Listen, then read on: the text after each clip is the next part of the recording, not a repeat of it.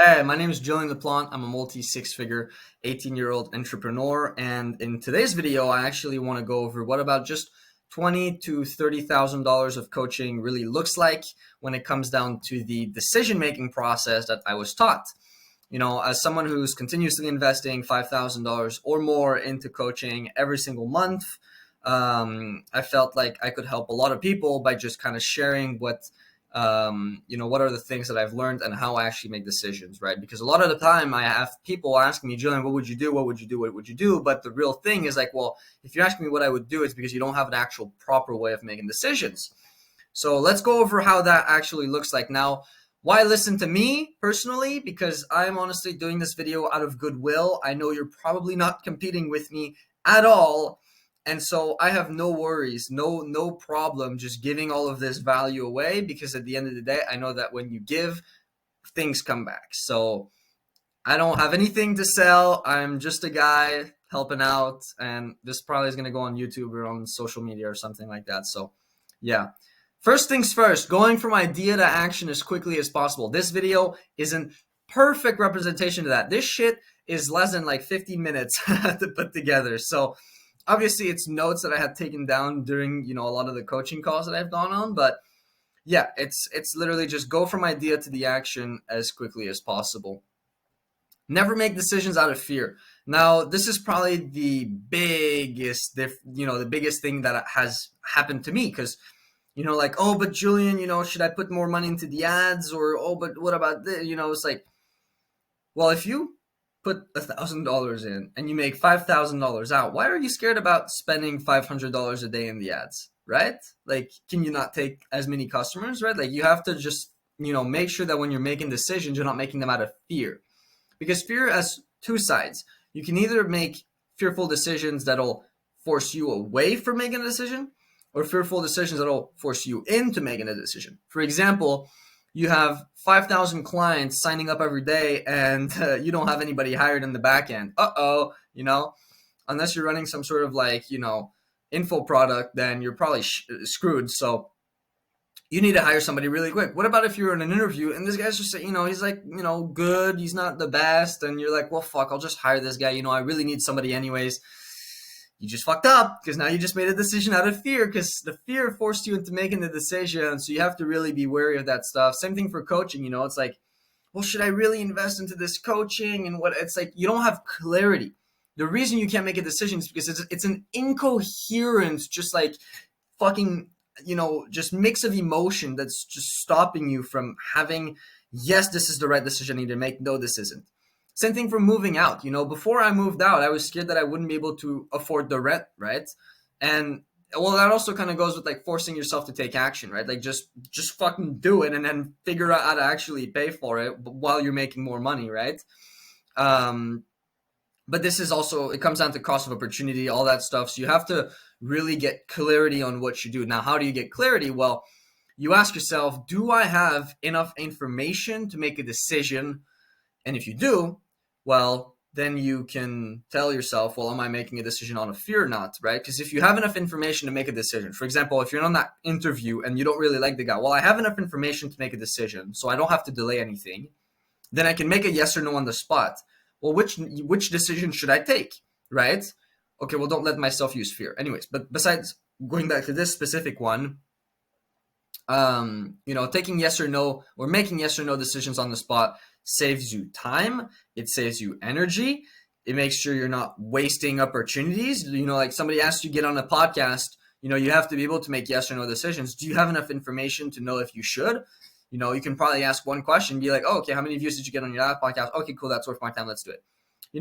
So you really want to know if you have enough information, and that usually indicates whether you're making a decision based on fear, right? Because if you're like, oh, I really don't think I want to do this, well, do I have enough information? Or, oh, I'm not sure if I should be doing this, or nah, I'm not really, like whatever, right? Like make sure you have the information.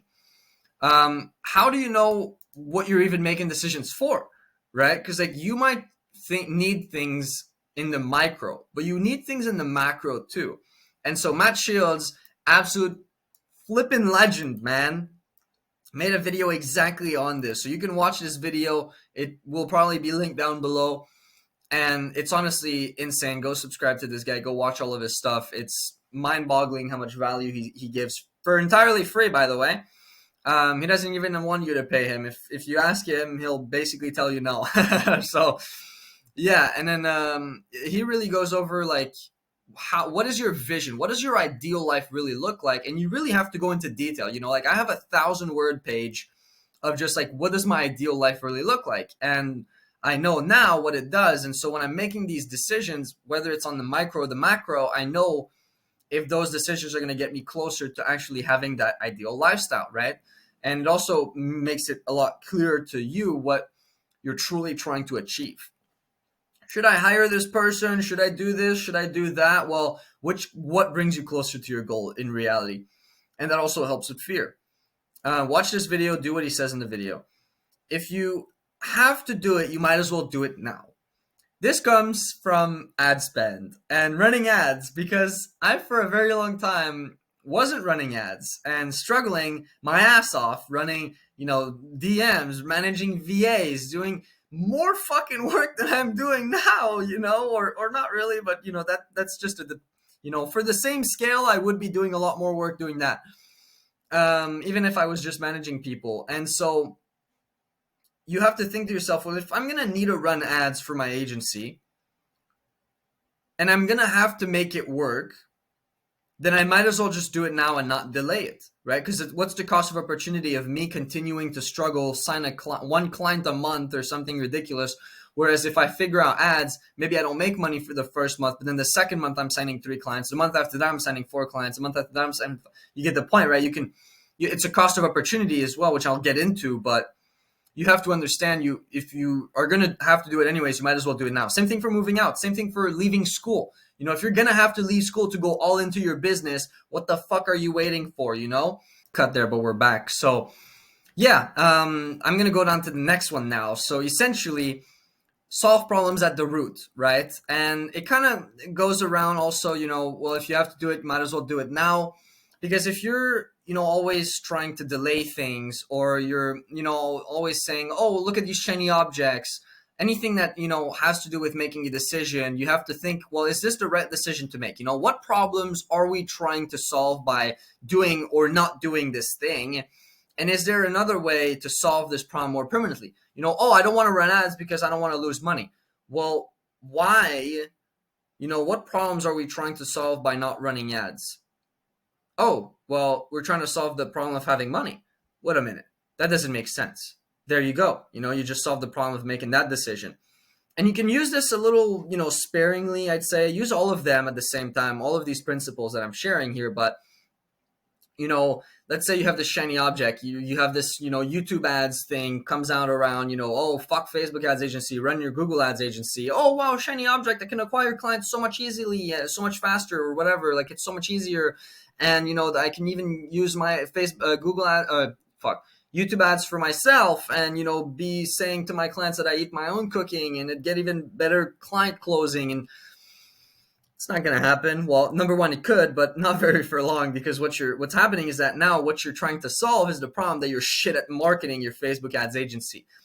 Now, there are very few exceptions, but even then, that's just a question of leveling up your skills, right? Leveling up your skills, and how much pain are you willing to go through before you can give up, right? Because if it's very saturated, well, it's actually not the service that's saturated, it's the offer that's saturated. But an offer isn't just, if you're running a business and your only business is just one offer, well, yeah, it's whatever, it's sellable, but it's not great. You want to have a business that can run without an offer, right? A business that stands on its own. So you have to look at what problems you're solving for. And the better way to solve this permanently would be to just get better at, marketing your Facebook ads agency. Because what would happen anyways is that you'd market your Google ads, your YouTube ads agency, and then competitors would see your success. They'd get into your industry, and because they know what they're doing, they know how to market themselves, they'd out market you in like 2 weeks. And then you'd be in the same fucking scenario where everybody goes like, "Oh, I've been burned by this other fucking YouTube ads. Why are you any different?" Or they'd stop booking calls because you just say that you run YouTube ads and that's your only fucking source of marketing. And I know so many people who run agencies that their only marketing is just, "Hey, look, I'm this new shiny object." Like what? What do you mean? Like, yeah, cool. You're gonna be a new shiny object for as long as a new shiny object can be a new shiny object, right? Like maybe a month, 2 months, 3 months, maybe a half a year. Wow, good for you. And then what? Like, do you plan on selling in half a year? Nobody's gonna buy your shit. So yeah, then what's the highest leverage decision you can make? That's another good one, right? Should I act on something now or should I act on something later? Same thing with cost of opportunity, which I was also going to say I was going to get to, right? So, um, highest leverage. Well, there was this time, true story, that I was going to buy this $5,000 thing of like, they would help us run lead magnet ads that would essentially break our ads even on the front end. So, somebody buys like a $3 thing for $3 and break even. And then we would make all our money on the back end of upselling those thousands and thousands of leads into paying customers, right? That would pay us, $2,000, $3,000 a month or whatever after upsells and client lifetime value, which would be pure profit. But we didn't end up moving forward. Why was that? Well, number one is like, what problem are we trying to solve? I was personally, when I spoke to them, trying to solve the fucking ads being slow as shit, which was honestly just an offer issue and also a market fit for our style of advertising, right? Which we fixed now or are still in the process of optimizing. Obviously, we're always working on this shit, but yeah, it's not perfect, but it's making money. So hey, why not? So the biggest leverage or the highest leverage or the highest lever to pull, sorry, in my case was actually to figure out the problem at the root.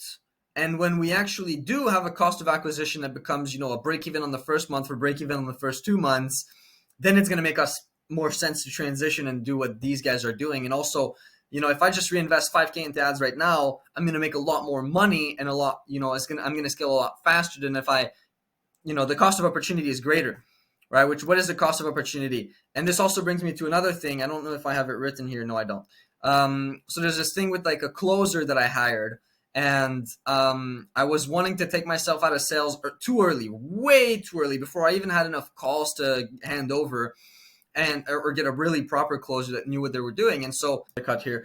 And so what ended up happening is that I hired the guy, he sucked at closing, I lost a bunch of opportunities that I would have otherwise closed, gotten a lot more revenue back from that ad spend. And honestly, it's just because I got on a call with my coach and he was like, "Julian, what in the fuck are you doing, bro? Like, come on, get back to earth. Like, you got to be closing on these calls. The cost of opportunity is way greater."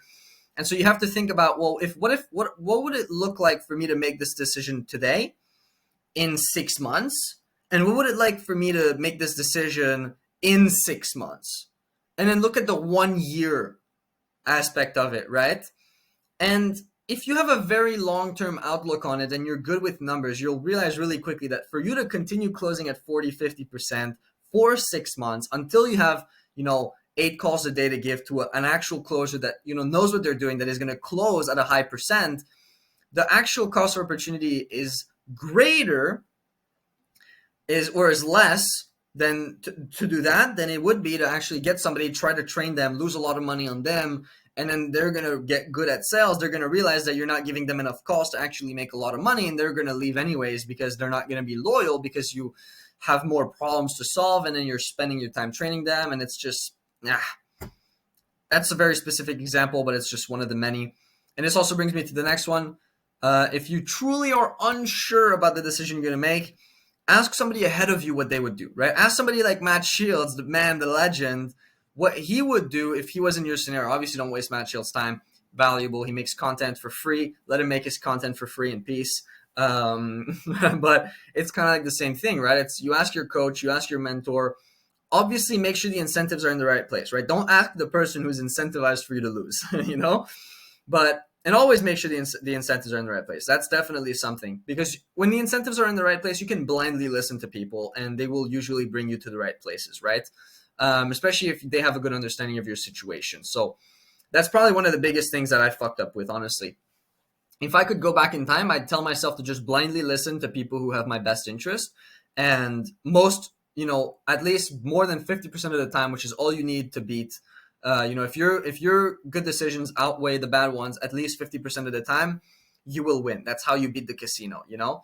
So that's how you also beat life in the same scenario. A good representation of this is if your life is going up and there's little ups and downs, that's just meaning that your good decisions outweigh the bad ones. But besides that, right? So ask somebody who's ahead of you what they would do in that scenario, which will save you a lot of time.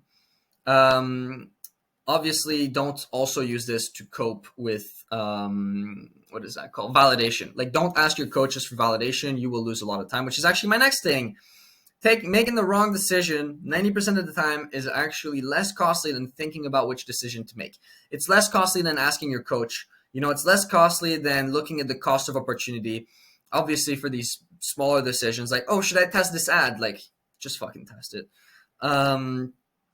You know, like if you're not going to lose like thousands and thousands and thousands of dollars by, you know, like running this ad or, you know, by setting up your things in a certain way, then like if it's just a couple $100, if it's just you know, if it's insignificant, it's the same it's the same question for the cost of opportunity, right? But anyways, besides the point, what I'm trying to say here too is like, don't use people to validate, because what will happen is and you'll find this, and it might already be the case, right? You'll have a coach and you'll ask him more questions than you would have had to ask somebody before you had a coach, right? Hold on, I gotta drink water. Just to make this make more sense, right? So let's say before you have a coach, what would have you done if you had an ad to test? Well, you just test it, right? Well, what are you gonna do? Well, now you have a coach. What are you gonna do? Oh, well, I'm gonna ask the coach if I should test this. What do you think the coach is gonna tell you? He's gonna do the test it. But because you don't feel like you have the clarity, and you'll never have, anyways, it's just an illusion. He doesn't know what the fuck the ad is going to work or not more than you do. And so by getting validation, you get a short-term dopamine. But that short-term dopamine then, you know, creates the loop that is to always get validation before making decisions. And if you start always wanting validation before you make decisions, your decision-making process is actually going to get slowed down. So make sure you're not using coaches for validation. One big tip is just tell your coaches, if you feel like if I'm asking things for validation, just tell me to fuck off and get back to doing work and taking action. Most of the time, you already know what the answer is anyways. You know, you're just trying to get, you know, something or whatever. More specific things in terms of hiring, right? If you wouldn't work with somebody for a year, don't work with them for a day. This is from Alex Hormozi. Same thing with the culture, right? Like, don't hire same thing for the culture. Same thing for the yes or no decisions. When I have an interview that's going really well, I can tell if I'm going to hire this person on the spot or not. And if I can't tell if I'll hire them, if I can't be like, all right, you're hired, man, let's do this. This is awesome. Then I usually don't hire them. And the people who I've hired, who I've had second thoughts about, I've always ended up firing. You know what I mean? So yeah, if you wouldn't hire somebody on the spot, don't hire them at all. Another great tip, just while I'm at it, and I could make a whole video on this. So if you want me to make a video on how to properly hire people to build a great fucking team, then drop a comment down below, like, subscribe, and I'll make that video happen. Anything you want me to make as a video, just drop it in the comments. I'll make it happen. So yeah, essentially don't hire out of a want, don't hire out of a want, hire out of a need. Yeah. So essentially, you know, this is the same thing with the sales rep pretty much, right? I hired out of a want, wanting to take myself out rather than a need, which ended up me just kind of shooting myself in the foot. And yeah, that's for that, I think. Actually, one quick thing. Don't negotiate salaries unless it's with a consultant that's going to work with you, you know, only for like a month or something. Because if you're looking for a long-term person and you try to negotiate salaries down, they're not going to be as motivated to work with you. You need to have people who feel content of working with you. And that's always been a thing for me. I've noticed those people kind of just tend to drag a little bit more. They're not willing to, you know, give extra hours when they can and whatnot. And they're not going to work on weekends, you know, those people. So give them either meet them where they are or meet them above where they are, you know. It doesn't apply to, you know, places where you have a base salary with bonuses, right? Like they kind of have to work to get the bonuses. That's a great incentive, but the bonuses still have to meet them where they want to be. Confidently, because otherwise you're going to lose this employee after 1 year because they're not going to make as much money with bonuses as they wanted to. You know what I mean? Same thing with processes. If you wouldn't do something for a year, don't do it for a day. Alex Hormozi also heard this from Ravi from Scaling with Systems. Great guy, by the way. Had him on a masterclass with Matt Shields. Asked a great question. He gave me a great answer. If you can't automate it, Don't do it. It's so great. So much clarity. It just fucking custom work for clients will kill your agency. All right, do not do custom work for your clients. I'm telling you, you're gonna die because custom work, 10 hours of custom work is 10 hours where you can't spend working on a system that will save you thousands of hours, right? So if you're gonna do something once, just don't fucking do it. And yes, that might mean you lose a little bit of money. It doesn't matter. Just lose the money. You're gonna make so much more if you just focus on things you can actually scale. And if you're going to accept one person as a special client, then you have to make them either pay you a fuckload of money, or you're gonna have to adapt and scale that vertical as well, automate it, and then get more clients as that. Let's say you have a painting agency and a guy comes in, bathroom remodel, or he's ready to pay you $5K a month. Cool, let's do it. And then I'm gonna use that same system that I'm building for you, and then scale that, and sell 3, 4, 5K a month packages for other bathroom remodelers. But you have to be all in or fuck out of there. And the same thing here, or just going down and more stuff too. So it's not about what you can say yes to. It's about what you can say no to. And this doesn't just mean like, oh, do you want to go out for a drink? Nah, man, I'm busy. I'm working. No. It doesn't just go down to that. It also comes down to opportunities that are actually worth your time. Like Alex Hormozi says, if you're $100 million entrepreneur, you know that the only opportunities worth pursuing are the ones worth $1 billion, right? Because that's the next stepping stone from, 9 figures to 10 or whatever the number is. I think that's it. Yeah. So you got to know what opportunities are worth pursuing. Is that client that's going to pay you just $5K a month worth pursuing? Is that really the opportunity that's worth? Is that person that texts you in the DM saying that they have this $1 million business idea worth pursuing if you're pursuing a $10 million business idea? Is that time really in the right place? Just some questions for you. So yeah, hope this was valuable. Drop a like, drop a comment. Tell me what you think. I can either keep making videos like this or just stop. Maybe I'm too annoying. Obviously, English is my first language, so I got to get better at this stuff. But that's not an excuse. That's just a skill. And yeah, let me know. I'd love to see. Obviously, subscribe. I need more people following me so that I can get on bigger podcasts. It's very selfish, but I do want to be able to do that because I can provide you with more value and you will not have to pay a single dime. So let's get it. Cheers.